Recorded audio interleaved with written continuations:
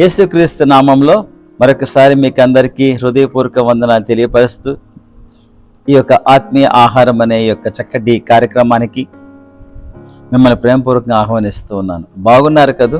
చక్కగా నిద్రపోయారని భావిస్తూ ఉన్నాను. దేవుడిచ్చేటువంటి నెమ్మదిలో చక్కగా మనం ఎదుగుచు ఆయన యొక్క ముఖకాంతి వల్ల ప్రతి ఆశ మనం తీర్చుకుంటూ ప్రతి దినము కూడా ఆయనతో నడుస్తూ ఉంటే ఎంత సంతోషం ఉంటుంది, ఎంత చక్కటి జీవితం అది కదూ. దేవుడు మన అందరికీ ఒక ప్లాన్ కలిగి ఉన్నాడన్న సంగతి మీకు తెలుసా? చూడండి, ఇర్మియా గ్రంథంలో మనం చూస్తే 29వ అధ్యాయము 11వ వచనాన్ని గమనిస్తే, నేను మిమ్మల్ని గూర్చి ఉద్దేశించిన సంగతులు నేను ఎరుగుదును, రాబోవు కాలమందు మీకు నిరీక్షణ కలుగునట్లుగా అవి సమాధానకరమైన ఉద్దేశములే గాని హానికరమైనవి కావు. ఇదే యెహోవా వాక్. God has a plan for you. దేవుడు మన ఎడల ఒక ప్రణాళిక కలిగి ఉన్నాడని సంగతి జ్ఞాపకం చేస్తూ ఉన్నా. మనం అనుకుంటూ ఉంటాము, ఏంటి నా జీవితం ఇలా అయిపోతూ ఉంది అని నువ్వు భావించవచ్చు. కొన్నిసార్లు వెళుతూ మరి చాలా ఫెయిల్యూర్స్ నీ జీవితంలో చూస్తూ ఉండవచ్చు. అయినప్పటికీ కూడా విచారపడకు, అధైర్యపడకు. ఎందుకనంటే ఒకవేళ ఫెయిల్ అయ్యావని అంటే అర్థం ఏమిటి అని అంటే దేవుని హత్తుకోమని దేవుడు చెబుతూ ఉన్నాడేమో. ఒకవేళ మీ జీవితంలో సక్సెస్ రాకుండా ఉంటే దేవునికి దూరంగా ఉన్నావు కాబట్టి ఆ సక్సెస్ రావటం లేదేమో. అయితే ఒక్కటి జ్ఞాపకం చేసుకో, ఏమిటనంటే దేవుడు మీ ఎడల ఒక చక్కటి ఉద్దేశం కలిగి ఉన్నాడు. ఆ ఉద్దేశం కంప్లీట్గా నెరవేరుస్తాడు ఆయన. ఆయన వాగ్దానం ఇచ్చి వాగ్దానం నెరవేర్చేటువంటి దేవుడు ఆయన. ఆయనకు అసాధ్యమైనది ఏది కూడా లేదు. ఒక్కదాని ఆయన ప్రణాళిక వేశాడు అనుకో, ఆ ప్లాన్ నుంచి ఆయన ఎప్పటికీ కూడా తొలగిపోడు. ఆయన అబద్ధం మాటకు నరుడు కాడు. యాకోబుని అలా దీవిస్తానన్నాడు, ఆ విధంగా దీవించాడు.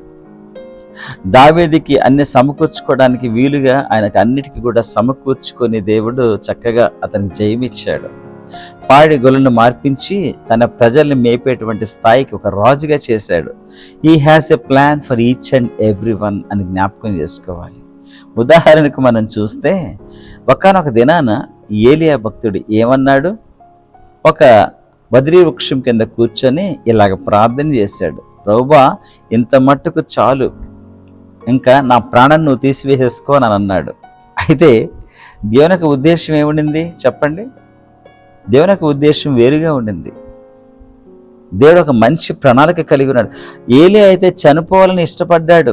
ప్రభువా నన్ను తీసివేసేసుకో, నేను ఇలాగ ఇంకా చనిపోతాను, నాకు వద్దు ఇంక ఈ లైఫ్ అని అనుకున్నాడు. కానీ దేవుడు తనని ఈ యొక్క డెత్ చూడకుండానే మరి చారిట్ ఆఫ్ ఫైర్లో అలాగ పరలోకాన్ని తీసుకుని వెళ్ళిపోయాడు. ఎటువంటి ప్రణాళిక కలిగి ఉన్నాడు చూసారా? ఆయనకు ఉద్దేశాలన్నీ మన పట్ల హైగానే ఉంటాయి, కానీ మనమే చాలా లోగా ఆలోచన చేస్తూ ఉంటాం. ప్రియమిత్రమా, ఈ ఉదయకాలము ఇది ఆలోచన చేసావా?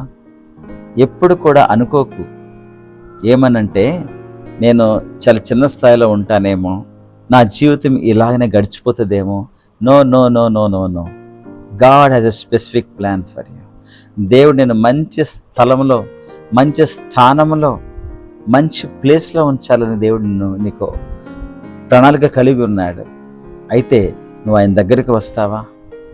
ఆయన హత్తుకుంటావా? ఆయన చెప్పినట్టు నువ్వు చేస్తావా? అప్పుడు నీ జీవితము చాలా వండర్ఫుల్గా ఉంటుంది. ఎప్పుడైతే దావీదు తనకిష్టం వచ్చినట్టుగా ప్రభు యొక్క సన్నిధిలో ఉండి ఆయన చెప్పిన మాట ప్రకారం జీవించుకుంటూ వెళ్ళాడు, చక్కటి స్థానాన్ని దేవుడు అతనికి ఇచ్చాడు. యోసేపు కూడా నమ్మకంగా ఆయన ఒక మాట పెట్టుకొని పరిశుద్ధిని కాపాడుకుంటూ ముందుకు వెడుచూ ఉన్నాడు. మంచి స్థాయిలో దేవుడు తనని పెట్టాడు. అలానే నీ జీవితము కూడా దేవుడు అలా చేయాలని ఆశపడుచూ ఉన్నాడు.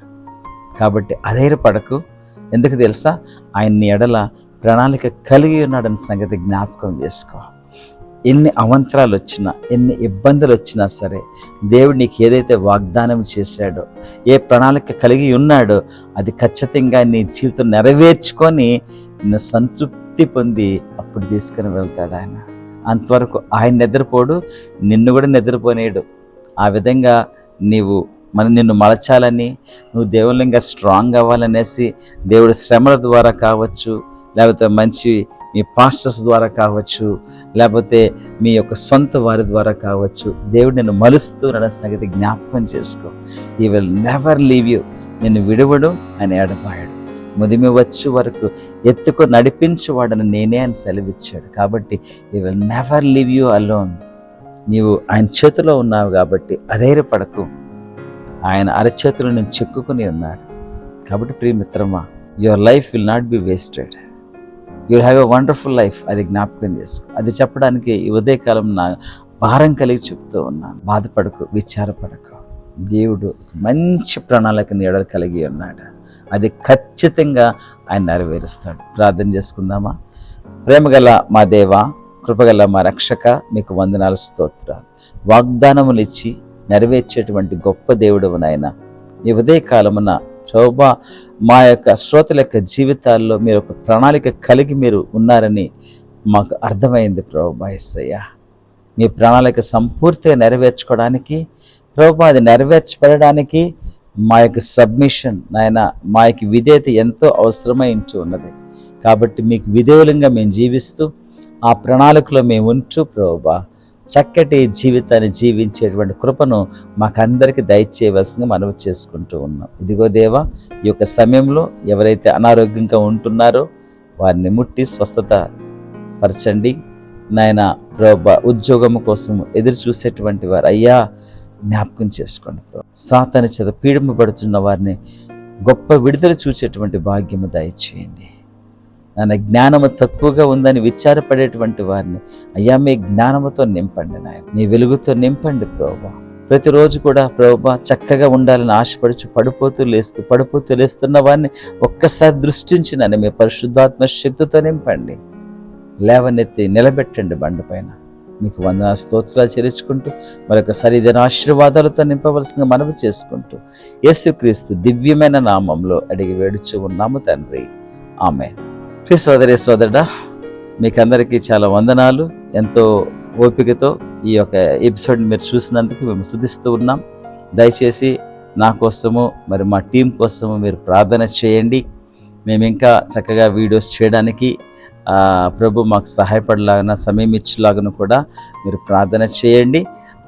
అంతేకాకుండా ఒకే ఒక మనవి మీ దగ్గర నుంచి ఏంటనంటే సబ్స్క్రైబ్ చేసుకొని ఇతరులకు కూడా షేర్ చేయవలసిన మనవి చేసుకుంటున్నాం. Thank you. God bless you all.